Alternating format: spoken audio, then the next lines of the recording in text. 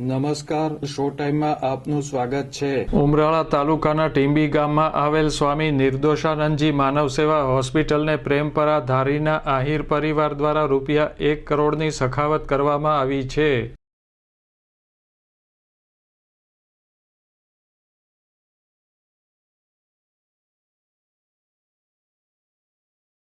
ટીંબી હોસ્પિટલની સેવાથી પ્રભાવિત થઈને વિસામણભાઈ ઢોલા અને મુક્તાબેન ઢોલાએ હોસ્પિટલની મુલાકાત લીધી હતી અને કોઈપણ જાતના સમારોહ વગર હોસ્પિટલને રૂપિયા 1 કરોડનું દાન અર્પણ કર્યું હતું।